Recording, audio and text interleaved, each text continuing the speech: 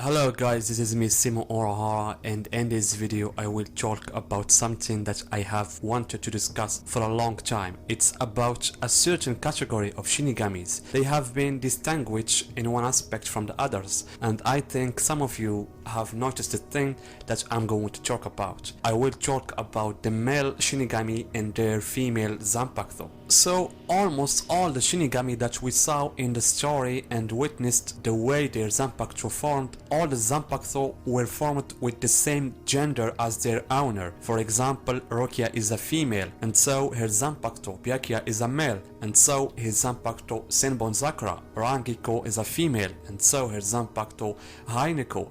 Toshiro is a male, and so his Zanpakuto Hyunomaru, and so on. So I think the picture has become clear to you, meaning almost every Shinigami Zanpakuto we saw is formed with the same gender as its owner. But there are male characters in the story that broke that rule. They are male, but they have a female Zanpakuto, and there is only a few of them, and exactly there is 4. It could be more and we don't know about them, but from what I saw, there are 3 in the manga and 1 from the novel. We have Kyoraku Shinsui, his Zanpakuto is a female Katen Kyokatsu, and Urahara Kisuke also has Benihime, and in the novel the 8th Kinpachi Asashiro Zanpakuto is Uruzakuro, is a female as well. And not to forget Zarake Kinpachi. And here guys, I know that there is a sharp debate about whether Yachiro is actually Nozaroshi or not. It is quite a tricky matter, being that Kobo didn't give us any clear explanation to end this topic forever. But in this video I will consider Yachiro as Zarake's Zanpakuto, and you will know the reason in a little bit. Anyway guys, please let's avoid talking about this in the comment section and to focus on the idea that I want to reach in this video. So as I said, Zarake also has a female Zanpakuto. Very nice. Now we have 4 male characters with female Zanpakuto.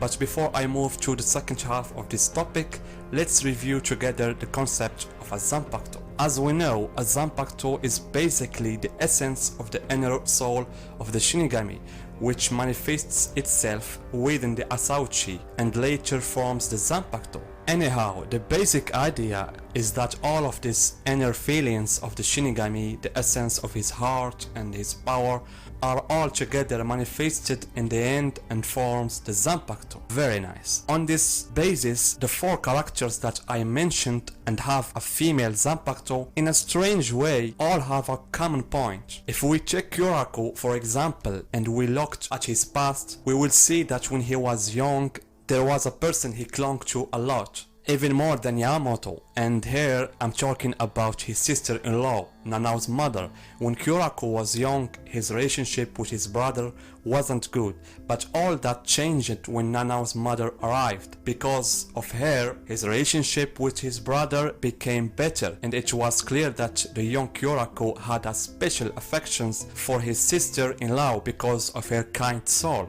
So this affection became stronger when Nanao's mother entrusted him with her clan's Zanpakuto, as well indirectly caring for her daughter Nanao. And so Kyoraku's attachment to his sister-in-law's personality was clear through wearing her haori all those decades, and this is something we don't see very often, and that was for Kyoraku Shinsui. When it comes to the 8th Kinpachi Asashiro Soya and we look into his past, we find that he loved his older sister the most. In the shadow of his family drowning in corruption, he considered his sister the only person who stayed pure. His sister wanted to become a Shinigami in the Guti 13, and because of her he wanted to become one as well. However, unfortunately, his family was caught and taken to one of the potholes of execution, where they are executed by fighting hollows, and because they were weak, they were all killed. Only Asashiro and his sister remained to face the hollows. Asashiro's sister defended him and sacrificed her life for him. So watching his sister died in front of him, at that moment Asashiro's Zanpakuto was awakened in the form of a woman like this. And for your information, on the last pages of the novel, it said that when Uruzakuro removed her eye patch, she looked like Asashiro's sister, and that's for Asashiro. And if we dive in Zarake's past as well, what do we find? The person he cherished the most was Yachiro Urahara.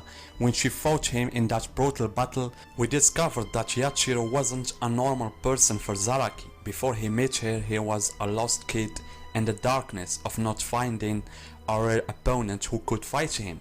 But everything has changed when he met Yachiro. She was the only one who gave him a real battle, a battle that he enjoyed a lot, and for that, Zaraki considered Yachiro as his role model and the person he respected the most, to the point that he named his zanpakuto Yachiro in appreciation of Urahara. So the only one left now from our list is Urahara Kisuke. But before that, did you notice that those three had one thing in common in their past?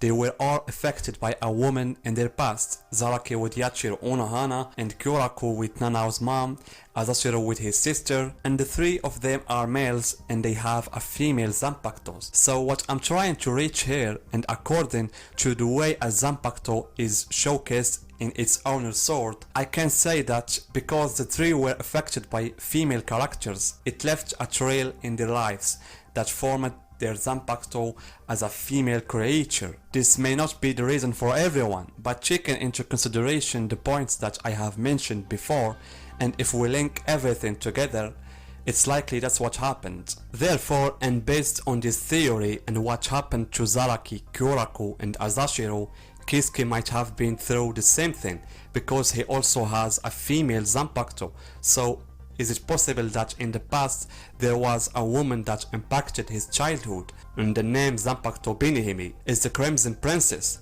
Is that princess title just an arbitrary title, or there is a secret behind it, it linked it to Kisuke's past? For example, that he belongs to one of the 5 noble families, or that he is a prince's son, especially since the writer of the novel Can't Fear Your Own World talked about when Kobo told him about Kisuke's past. He was surprised and asked him to draw his past in the future as a manga, and before that Kobo promised to reveal the past of Kisuke in the last arc, but for some reason he couldn't. And through what I mentioned earlier about the link between the 3 characters' past and the formation of their zanpakuto in the form of a female, it is possible that Kisuke may also have a surprising story, maybe a shocking story, maybe a sad story with a woman as its main character. Because even with the last novel events, the identity of the 4th noble family wasn't revealed. We knew that there was a 3rd noble family, which is the Tsunayachiro, but for some reason it appears that Kobo told Narita to avoid talking about the 4th noble family, even in scenes where they pointed at it.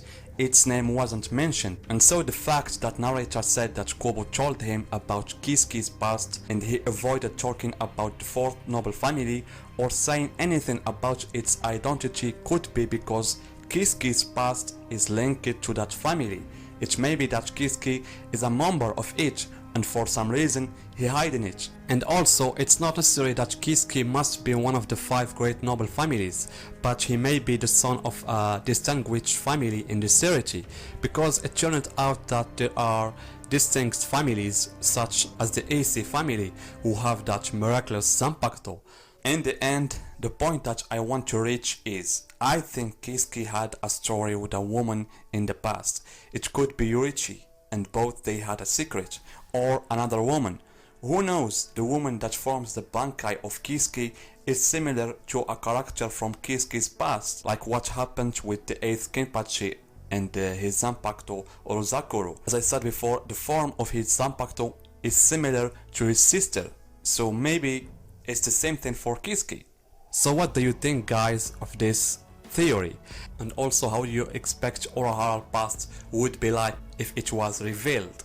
And as a PS, this video should be about Ichigo, because I told you that my next video would be about him, but since the script for his video is so long and it would take me a lot of time and effort, and it has been a week since I published a video, I took this chance to make this video about this idea of the male Shinigami and their female zanpakuto, and I'm gonna back now to work on it, because the idea of that video is one of the things that I really want to share with you, especially since I see a lot of fans has a different opinion than mine. So just wait for it guys, and see you in my next video.